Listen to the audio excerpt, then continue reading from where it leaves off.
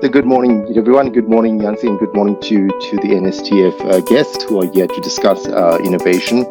Of course, I'm taking a slightly different approach to this discussion. I'm speaking more specifically. I want to discuss the Nuclear Energy Corporation, and I'm going to discuss innovation at this organization from the mandate of how do we change an organization. This is not just the research group sitting around doing some work. We have about 100 researchers at NECSA who are directly involved in research. But we found ourselves dealing with an organization. It's a state-owned entity. Obviously, there's a state grant that comes with it. It's established in terms of an act. And we obviously respond to the Department of Mineral Resources and Energy.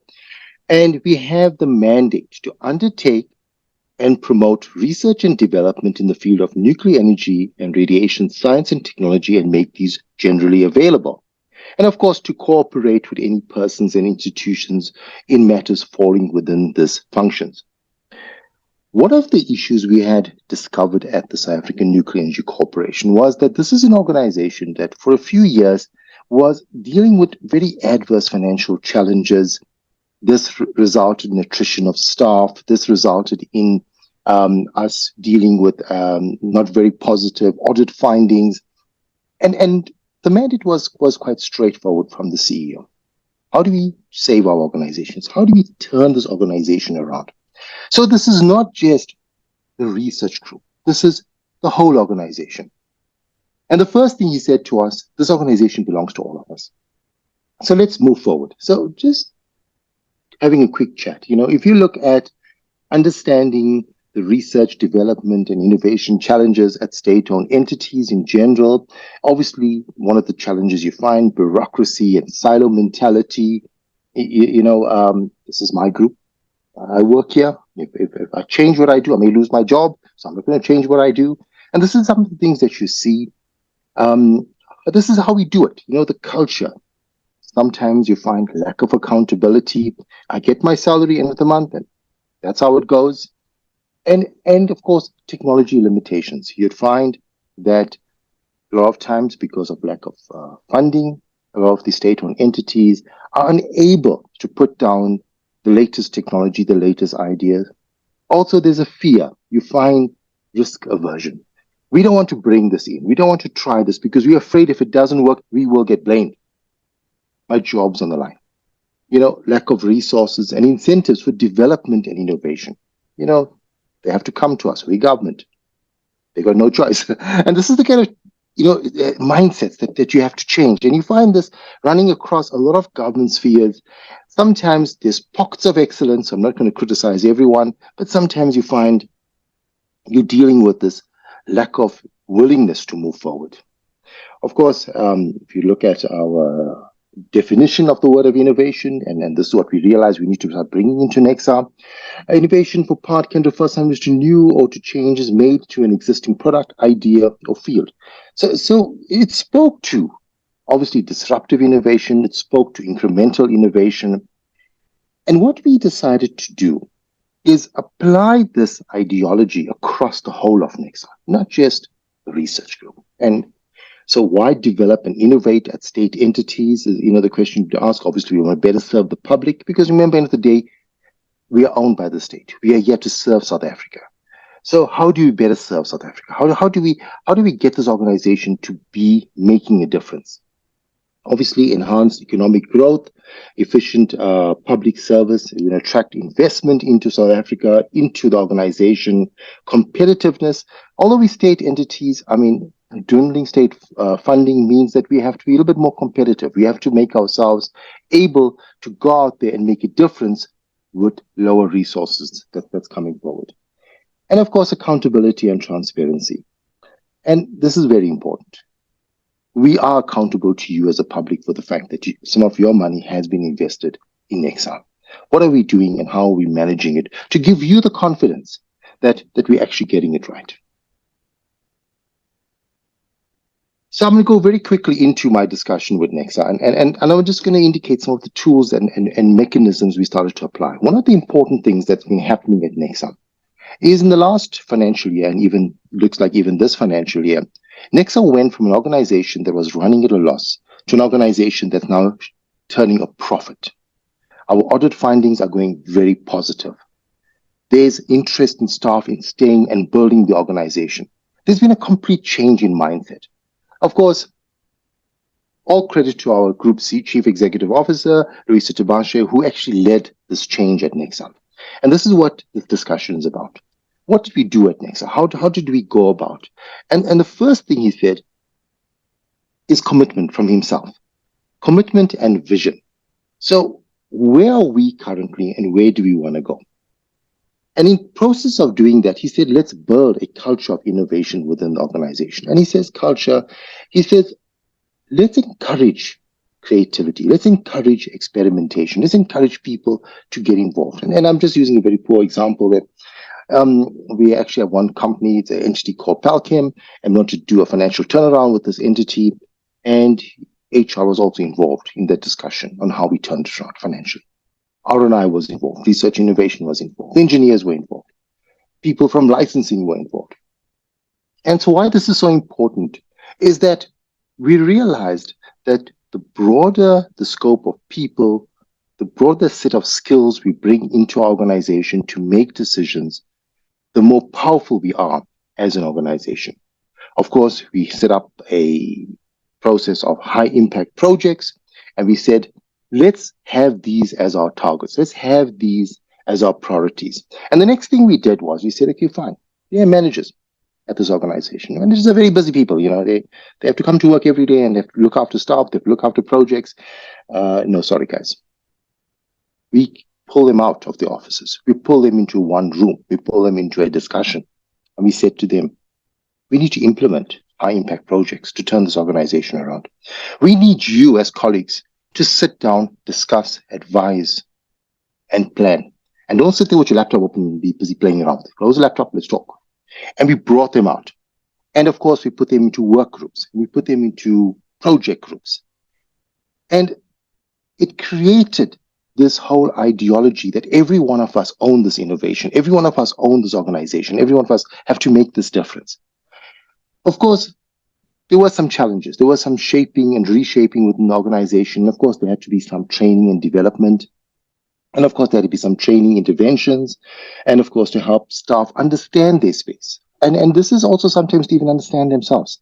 You know, how do you interact with people? How do you engage with people? How do you talk? How do you work with your colleagues? How do you relate your space to the space next door to you? Of course, upskilling them to think innovatively. And of course, using a system of inclusivity to ensure ideas come forward. When we say inclusivity, we ensured everyone at NECSA had a right to be involved.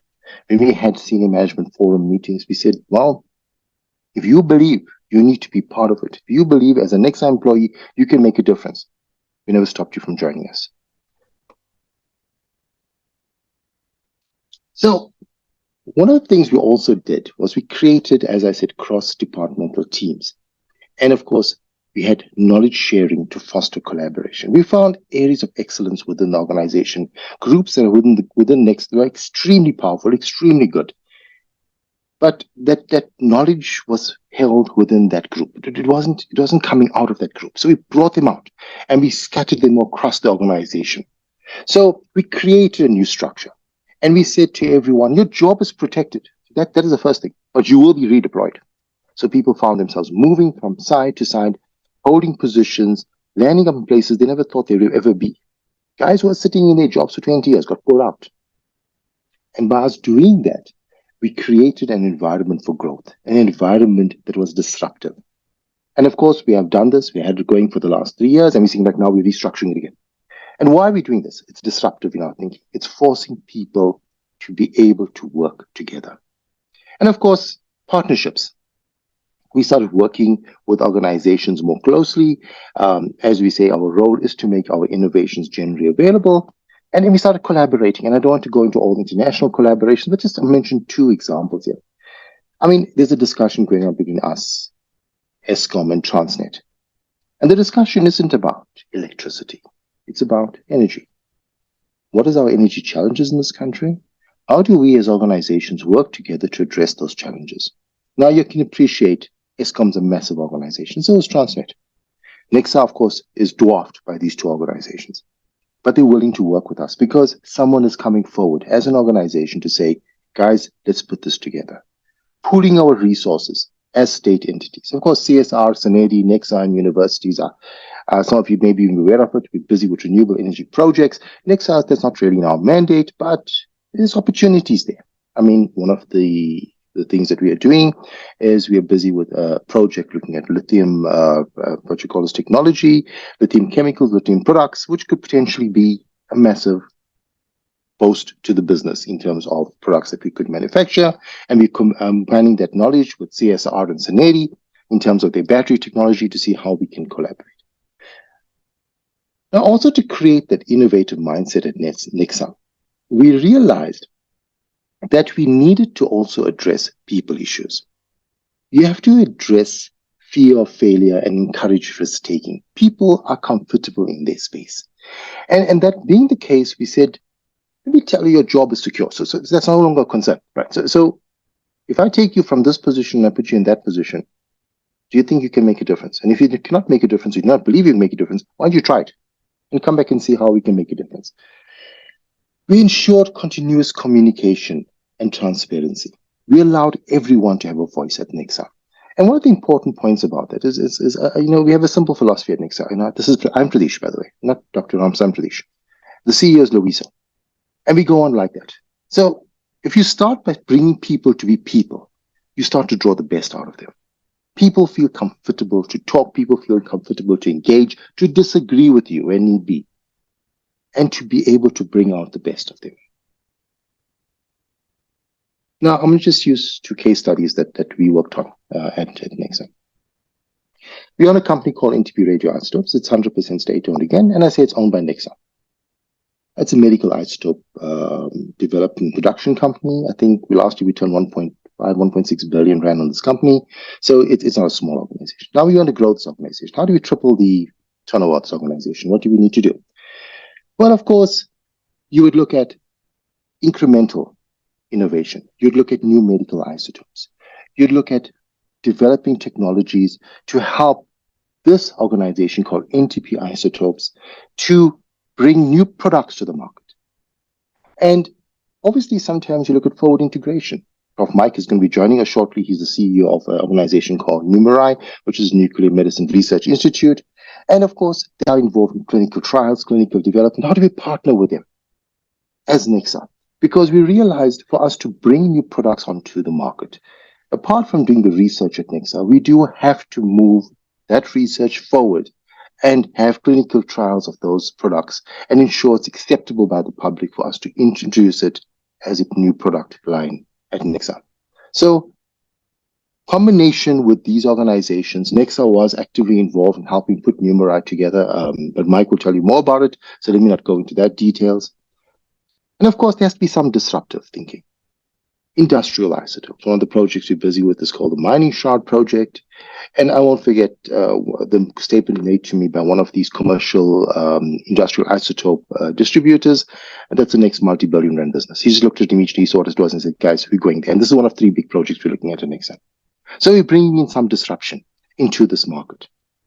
And by doing so, obviously, we are turning the organization to be more productive. And the second one is even more interesting, actually. Because Palchem Pty Limited is another company we own at NECSA. And what we realized is Palchem, by the way, was a bulk chemical manufacturer, supplier, hydrogen fluoride, fluorine, and it was struggling financially. It wasn't really making profits because obviously technology moves.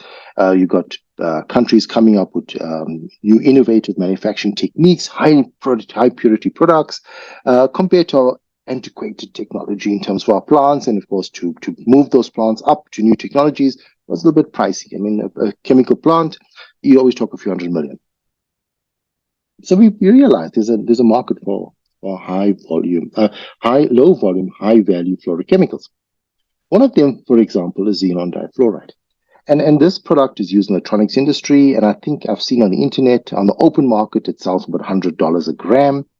And of course, we as NECSA are one of the manufacturers of this particular product. And the demand is so high that no matter how much you make, they want more.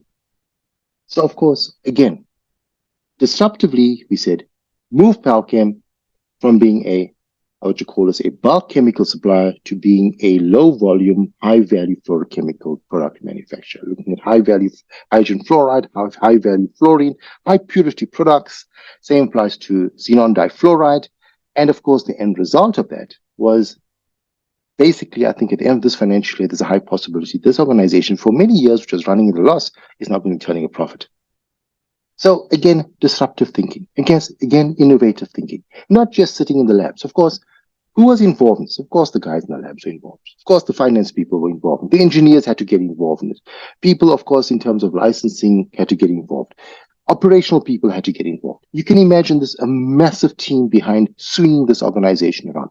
And basically, based on what we are seeing as the figures going forward, this organization is going to be massively profitable going forward. And this is after years of struggling. So this is the kind of change in innovative mindsets that we as NECSA have started to bring on board. So, ladies and gentlemen, to round up my discussion, what we started to realize at NECSA, as I said, we have so far brought this organization from a loss-making entity for many years to one that's now turning a profit. We didn't retrench staff. We didn't ask Carbon for any additional money. But we just stopped, looked at who we are, what do we need to change, and how do we get this right? Strong leadership is critical in this organization. That's what we've learned. You need to have a clear, shared vision also. Everybody needs to work together. Everyone needs to own this. Communication is critically important. Our CEO makes sure he speaks to every staff member at least once a quarter, and more often if need be. We as managers, under his leadership, I said, it's you know what, guys, at least 8 times a year, you're speaking to your staff and every staff member who's on your team. And that excludes all the other forums where we actually engage people. Of course, job security and certainty is very important. And finally, we realized we have to be constructively disruptive. We have to say, you know what? We have been doing this in a particular way for so long. What can we change? How should we change it? I believe this approach has resulted in the South African Nuclear Energy Corporation seeing a major turnaround. And this is only the start for us. We've actually now got 6 high-impact projects and that we are now focusing on, which we believe will take NECSA to the next level.